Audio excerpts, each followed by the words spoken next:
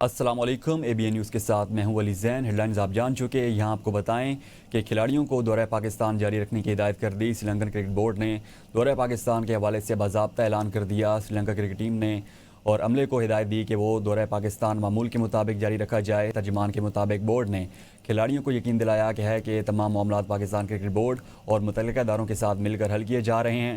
اگر کوئی کھلاڑی یا سٹاف رکن واپسی کا فیصلہ کرتا ہے تو اس کی جگہ فوراً متبادل بھیجا جائے گا۔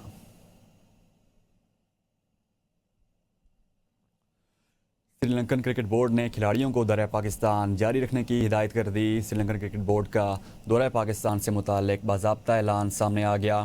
سری لنکن ٹیم اور عملہ دورہ معمول کے مطابق جاری رکھے گا۔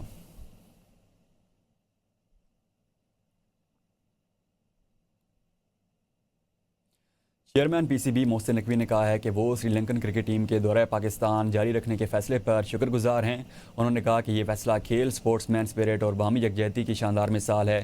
محسن نقوی نے کہا کہ پاکستان اور سری لنکا کے درمیان ون ڈے میچز 14 اور 16 نومبر کو راولپنڈی میں کھیلے جائیں گے۔ شائقین کرکٹ دونوں ٹیمز کی حوصلہ افزائی کے لیے بڑی تعداد میں میدان کا رخ کریں گے۔ یہ فیصلہ کھیل، سپورٹس مین اسپرٹ اور باہمی یکجہتی کی شاندار مثال ہے۔ محسن نقوی نے کہا سری لنکن کرکٹ ٹیم کے دوبارہ پاکستان جاری رکھنے کے فیصلے پر شکر گزار ہیں۔ یہ فیصلہ کھیل، سپورٹس مین اسپرٹ اور باہمی یکجہتی کی شاندار مثال ہے۔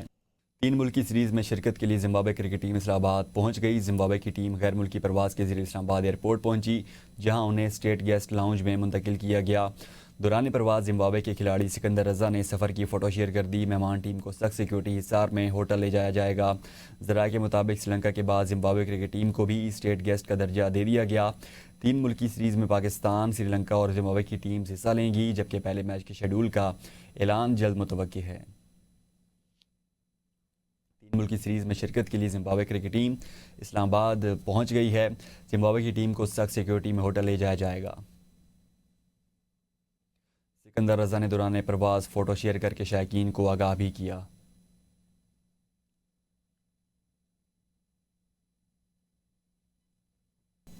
سدن ایجوکیشن کے زیر اہتمام سالانہ کانفرنس کا انعقاد کیا گیا، جس میں مختلف مکاتب فکر سے تعلق رکھنے والی شخصیات نے شرکت کر کے کرنل محمد خان کی گراں قدر خدمات کو زبردست الفاظ میں خراج عقیدت پیش کیا۔ مزید احوال برمنگھم سے ناصر محمود کی اس رپورٹ میں۔ آزاد کشمیر کے ہمارے اسلاف کا اہم کردار ہے۔ ان خیالات کا اظہار مقررین نے یہاں بابا پونچھ اور ریاست جموں و کشمیر میں تعلیمی انقلاب اور سدھن ایجوکیشن کانفرنس کے بانی کرنل خان محمد خان کی یاد میں منعقدہ ایک یادگار تعزیتی تقریب کے شرکاء سے خطاب کرتے ہوئے کیا۔ ان کا کہنا تھا کہ ہمارے اسلاف نے آزادی کے ساتھ ساتھ اس دور کے ظالم اور جابر حکمرانوں کے خلاف کلمہ حق بلند کیا۔ نئی نسل ان کے نقش قدم پر چل کر کامیاب زندگی گزار سکتی ہے۔ تقریب کی نظامت SM عرفان طاہر نے کی، جبکہ باقاعدہ آغاز تلاوت کلام پاک اور نعت رسول مقبول سے قاری اظہار احمد اور محمد گل بہار نے کیا۔ ورثے کو بھول جاتی ہیں وہ قومیں، ظاہراً تو شاید وہ نام تو زندہ رہے لیکن حقیقت میں ان کی نبضیں جو ہے وہ ختم۔ Something so small, something so ordinary, yet it became a symbol of shared responsibility and community strength. Doctor Akhtar الزمان غوری نے شہدائے آزادی کے لیے بلندی کی درجات کے لیے خصوصی دعا کی۔ صدر سدھن ایجوکیشن کانفرنس برطانیہ ڈاکٹر شوکت علی خان نے دور نزدیک سے آئے ہوئے معزز مہمانوں کا صمیم قلب سے شکریہ ادا کیا۔ In this society is to educate, to compete in this society is to educate our children, educate ourselves. جن کا کوئی نظریہ نہیں ہوتا، جن کی کوئی سوچ نہیں ہوتی، جن کا کوئی ویژن نہیں ہوتا، تو جب ایسے لوگوں کو آپ پڑھائیں گے اپنے بچوں کو تو ان بچوں کے پاس پھر کچھ بھی نہیں ہوگا۔ ممبر برطانوی parliament barrister Ayub Khan, lord mayor of Birmingham councillor Zafar Iqbal MBE، consul general of Pakistan سفارتخانہ Birmingham Fahad Amjad, cabinet member Birmingham city council councillor Maryam Khan, councillor Muhammad Raees, general secretary کل جماعتی بین الاقوامی کشمیر رابطہ کمیٹی صاحبزادہ فاروق القادری، بیرسٹر محمد حفیظ، شوکت مسعود، صدر Birmingham city university student union, صدر مسلم لیگ نون آزاد کشمیر مڈ لینڈز چودھری محمد شکیل، صدر پیس forum international Birmingham Chaudhry Abdul Ghafoor Kharak, senior نائب صدر Pakistan Peoples Party Azad Kashmir Midlands Chaudhry Shabbir Hussain, chairperson Jammu و کشمیر تحریک حق خود ارادیت مڈ لینڈز آسیہ حسین، مولانا طارق مسعود، حسن افضل ڈانا، عادل اعظم اور دیگر نے کرنل خان محمد کی سیاسی اور سماجی اور مذہبی خدمات کے اطراف میں زبردست خراج عقیدت اور محبت پیش کیا۔ Nasir Mahmood ABN news Birmingham. یورپ جانے کی خواہش پھر کئی زندگیاں نکل گئی۔ کشتیوں کے 2 مختلف حادثات میں 3 تارکین وطن جاں بحق جبکہ درجنوں تارکین وطن لاپتہ ہو گئے۔ ریسکیو آپریشن میں 70 کے قریب تارکین وطن کو زندہ بچا لیا گیا۔ بدقسمت کشتیوں کو حادثات یونان اور لیبیا کے ساحلی علاقے میں پیش آئے۔ یونانی جزیرے کے قریب تارکین وطن کی کشتی ڈوب گئی، جس کے نتیجے میں 3 تارکین وطن جاں بحق اور 1 زخمی ہو گیا۔ بروقت ریسکیو آپریشن کرتے ہوئے 56 تارکین وطن کو زندہ ریسکیو کیا گیا۔ لیبیا کے ساحلی علاقے میں پیش آنے والے کشتی حادثے میں 6 تارکین وطن کو زندہ ریسکیو کیا گیا، جبکہ 42 تارکین وطن لاپتہ ہو گئے۔ خدشہ ظاہر کیا گیا ہے کہ لاپتہ ہونے والے 42 تارکین وطن جاں بحق ہو گئے ہیں۔ تازہ ترین اطلاعات کے مطابق جائے حادثہ پر ریسکیو آپریشن کو بھی بند کر دیا گیا ہے۔ قومی اسمبلی نے 27ویں یعنی ترمیم کا بل 2 تہائی اکثریت سے منظور کر لیا۔ 27ویں یعنی ترمیم کے حق میں 234 ممبران نے ووٹ دیا۔ تحریک کی مخالفت میں 4 ووٹ آئے۔ وزیر قانون و انصاف سینٹر اعظم نذیر تارڑ نے ترامیم کی فہرست ایوان میں پیش کی۔ اسپیکر ایاز صادق نے آئینی ترمیم کی شیک وار منظوری لی۔ ڈویژن آف ہاؤس کے تحت ووٹنگ کروائی گئی۔ ترمیم کے حق میں 234 ووٹ ڈالے گئے۔ 27ویں ترمیم کے سینٹ سے منظور شدہ بل کی 4 شقیں حذف کی گئی ہیں، جبکہ 3 میں ترمیم اور 1 شق کا اضافہ کیا گیا۔ ترمیم کی منظوری کے دوران اپوزیشن کا احتجاج، نعرے بازی، ارکان ایوان سے واک آؤٹ کر گئے۔ قومی اسمبلی میں پیش کیے گئے 27ویں یعنی ترمیمی بل میں مزید اضافی ترامیم شامل کر دی گئیں۔ مجوزہ ترمیم کے تحت آئین کے آرٹیکل 6 میں لفظ دی کے بعد وفاقی آئینی عدالت کے الفاظ شامل کرنے کی تجویز دی گئی ہے۔ ترمیم کے ذریعے آئین میں نئی شیکٹ 2A شامل کرنے کی سفارش کی گئی۔ آرٹیکل 10 کی وضاحت میں سپریم کورٹ آف پاکستان کے الفاظ داخل کرنے کی تجویز پیش کی گئی ہے۔ بل سے شیک 4 اور 19 کے اخراج کی سفارش کی گئی۔ آئین کے آرٹیکل 176 میں ترمیم کے تحت لفظ جسٹس کے بعد سپریم کورٹ کے الفاظ شامل کرنے کی سفارش دی گئی۔ موجودہ چیف جسٹس اپنی مدت ملازمت کے دوران چیف جسٹس آف پاکستان ہی رہیں گے۔ بل سے شیک 51 اور شیک 55 کے اخراج کی تجاویز بھی پیش کی گئیں۔ شیک 56 میں نئی ذیلی شیک A-B شامل کرنے کی سفارش دی گئی۔ ترمیم کے تحت چیف جسٹس آف پاکستان کی نئی تعریف متعارف کروانے کی تجویز دی گئی ہے۔ چیف جسٹس آف پاکستان وہ جج ہوگا جو وفاقی یعنی عدالت و سپریم کورٹ کے چیف جسٹس میں سے سینئر ہوگا۔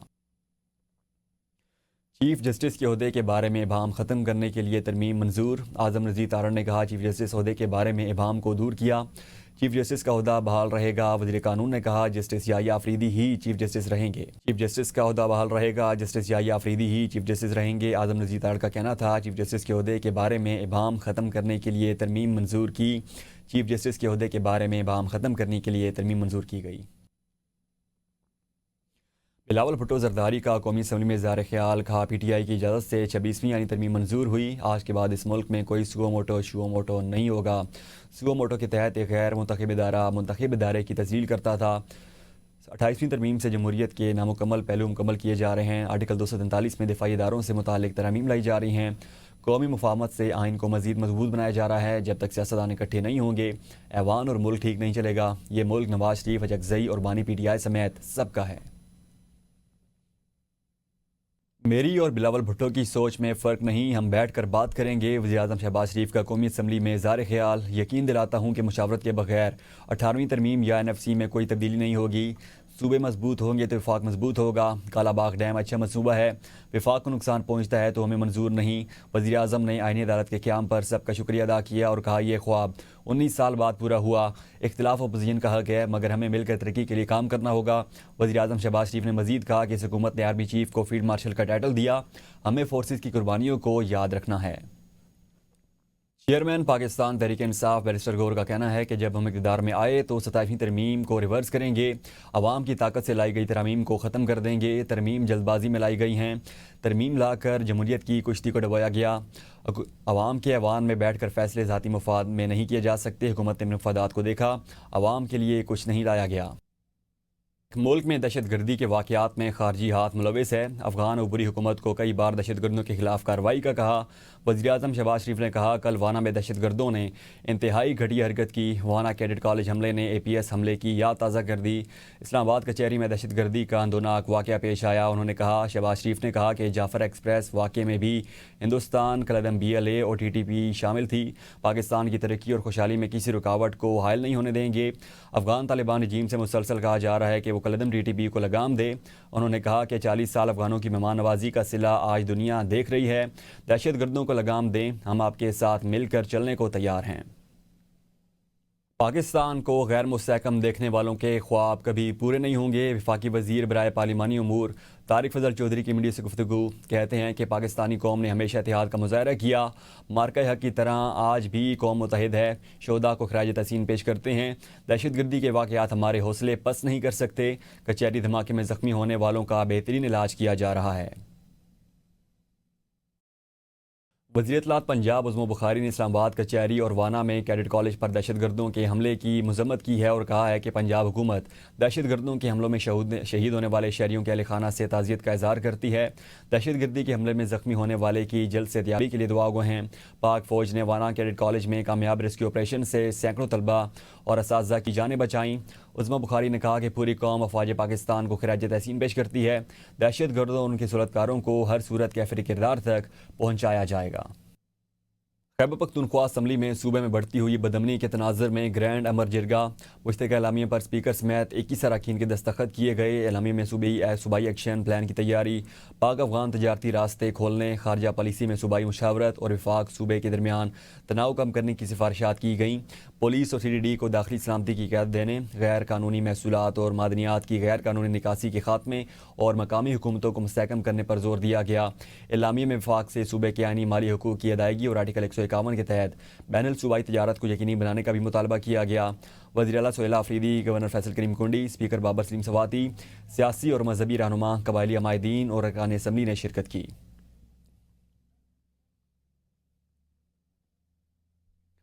وزیر اعلیٰ خیبر پختونخوا سہیلہ آفریدی نے امن جرگہ سے خطاب میں کہا، صوبے میں گزشتہ 20 سال سے دہشت گردی کا ناسور موجود ہے۔ جب تک یہ ختم نہیں ہوگا امن کا قیام ممکن نہیں۔ پالیسی بنے گی تو اس کا حل بھی نکلے گا اور عملی کام بھی ہوگا۔ ہمارے لوگوں نے قربانیاں دی ہیں۔ آرمی کے جوانوں کے ساتھ CTD کے جوان بے شہید ہوئے۔ ہمارے NFC کا حصہ 400 ارب بنتا تھا۔ 100 ارب زمین ضلع کے لیے دینے کا وعدہ بھی کیا گیا تھا۔ وفاقی حکومت میں شامل سیاسی جماعتیں بھی ہمارے حق کے حصول پر خاموش ہیں۔ وسائل کی منصفانہ تقسیم نہ ہونے سے صوبے کے ترقیاتی منصوبے متاثر ہو رہے ہیں۔ حکومتی ارکان وفاق کے سامنے خیبر پختونخوا کا مقدمہ لڑیں۔ گورنر خیبر پختونخوا فیصل کریم کنڈی نے کہا ہے کہ افغانستان میں چھوڑا گیا اسلحہ پاکستان کے خلاف استعمال ہو رہا ہے۔ امن کے لیے ہم سب نے مل کر کردار ادا کرنا ہے۔ ہم نے نوجوان نسل کو صحیح سمت دکھانی ہے۔ سیاست ایک طرف رکھ کر امن کے لیے سوچنا ہوگا۔ APS کے بچوں نے صوبے کے امن کے لیے قربانیاں دیں۔ آگے بڑھنا ہے تو ماضی کو بھلانا ہوگا۔ ماضی میں جائیں گے تو کچھ نہیں ملے گا۔ ہمیں آنے والی نسلوں کو بہترین خیبر پختونخوا دینا ہے۔ اگر ہمیں اپنا حق لینا ہوگا تو وفاق کے ساتھ تعلقات بہتر کرنے ہوں گے۔ سابق اسپیکر قومی اسمبلی اسد کیسر کا کہنا ہے کہ سیاست سے بالاتر ہمارے لیے سب سے اہم امن ہے اور یہ خوشائند بات ہے کہ اپوزیشن سمیت تمام سیاسی جماعتیں اجلاس میں شریک ہوں گی۔ اسد کیسر نے کہا کہ اس جرگے کے ذریعے قومی پالیسی تشکیل دی جائے گی تاکہ بدامنی اور دہشت گردانہ حملوں کے حالات مزید برداشت نہ کیے جائیں۔ انہوں نے واضح کیا کہ آج اجلاس میں وفاقی حکومت کے سامنے بھی سفارشات پیش کی جائیں گی۔ وزیر اعلیٰ بلوچستان سرفراز بگٹی کہتے ہیں کہ اس ملک کو کمزور کرنے کے لیے کئی بار سازشیں کی گئیں، عوام نے مختلف سازشوں کا بہادری سے مقابلہ کیا۔ سرفراز بگٹی نے تقریب سے خطاب میں کہا کہ علامہ اقبال نے ایسے ملک کا خواب دیکھا تھا جس میں ہم آزادی سے سانسیں لے سکیں۔ اللہ تعالیٰ نے پاکستان کو بھارت کے خلاف عظیم فتح سے ہمکنار کیا۔ پروپیگنڈا ٹولز کے ذریعے نوجوانوں کو ورگلایا جا رہا ہے۔ خواتین کی تعلیم ہمیشہ میری اولین ترجیح رہی۔ خواتین کو تعلیم کے بہترین مواقع فراہم کرنا میرا مقصد ہے۔ طلبہ کے لیے 10 نئے اسکول بسیں مہیا کی جائیں گی۔ طلباء کو اسکوٹی دینے کے پروگرام کا آغاز کر دیا گیا ہے۔ یہاں آپ کو بتائیں میڈیکل کالجز میں داخلے کے نام پر فراڈ کرنے والے سرکاری ڈرائیور کے اکاؤنٹ سے 5 ارب روپے کے قریب لین دین کا انکشاف ہوا ہے۔ ڈرائیور صدام حسین کو 4 کروڑ روپے فراڈ کی شکایت پر FIA نے گرفتار کیا تھا۔ FIA کے ڈپٹی ڈائریکٹر افضل نیازی نے BBC اردو کو بتایا کہ 3 دیگر ملزم مفرور ہیں جن کے ناقابل ضمانت وارنٹ گرفتاری جاری کیے جا چکے ہیں۔ FIR کے مطابق PMDC کے ایک ملازم نے PMDC کے صدر کے نام کو استعمال کرتے ہوئے درخواست گزاروں سے 4 کروڑ سے زیادہ رقم وصول کی اور 9 طلبہ کا پاکستان کے میڈیکل کالجز میں فوراً سیٹ کو کوٹے پر داخلہ کروانے کی یقین دہانی کروائی۔ درخواست گزاروں نے وعدہ پورا نہ ہونے پر پیسوں کی واپسی پر تقاضا کیا تو ملزم نے متاثرہ افراد کو چیک لکھ کر دیے جو باؤنس ہو گئے۔ ڈپٹی ڈائریکٹر FIA کے مطابق ملزم کے ریمانڈ کے دوران بینک سٹیٹمنٹس نکلوائی گئیں جس میں مجموعی طور پر 4 ارب 73 کروڑ کا لین دین سامنے آیا۔ ایک ڈرائیور کے اکاؤنٹ سے 4 ارب روپے سے زیادہ کے لین دین کے شواہد سامنے آنے سے شبہ ہوا کہ ملزم عرصہ دراز سے ان کارروائیوں میں ملوث رہا ہوگا اور امکان ہے کہ ان کارروائیوں میں وہ تنہا نہیں بلکہ ادارے کے لوگ اور لوگ بھی ملوث ہو سکتے ہیں۔ FIA کے مطابق متاثرہ افراد اور ملزم صوبہ سندھ میں ایک ہی علاقے کے رہائشی ہیں۔ ملزم نے سندھ کی ایک میڈیکل یونیورسٹی میں داخلے کے وعدے پر پیسے حاصل کیے تھے۔ PMDC ترجمان کا کہنا ہے کہ ملزم کا عمل انفرادی نوعیت کا ہے اور اس کا PMDC سے کوئی تعلق نہیں۔ متعلقہ ملازم کو بدعنوانی کے الزام میں معطل کر دیا گیا تھا۔ PMDC اس کیس میں FIA سے مکمل تعاون کرے گی۔ ایران اور روس نے پاکستان اور افغانستان پر زور دیا ہے کہ وہ مذاکرات جاری رکھیں اور سفارتکاری کے ذریعے اپنے اختلافات کا حل تلاش کریں۔ ایرانی وزیر خارجہ عباس اراغچی اور روسی وزیر خارجہ سرگئی لیوروف کے درمیان ٹیلی فون پر رابطہ ہوا۔ دونوں رہنماؤں نے دو طرفہ تعلقات کے ساتھ پاک افغان کشیدہ تعلقات پر بھی تبادلہ خیال کیا اور دونوں ممالک کو پرامن طریقے سے مذاکرات کے ذریعے معاملات حل کرنے کی ضرورت پر زور دیا۔ وزرائے خارجہ کا کہنا تھا جنگ کسی مسئلے کا حل نہیں، امن کو موقع دیا جائے۔ نیوز اسٹوڈیو سے اب تک کے لیے اتنا ہی، آپ دیکھتے رہیے بی نیوز۔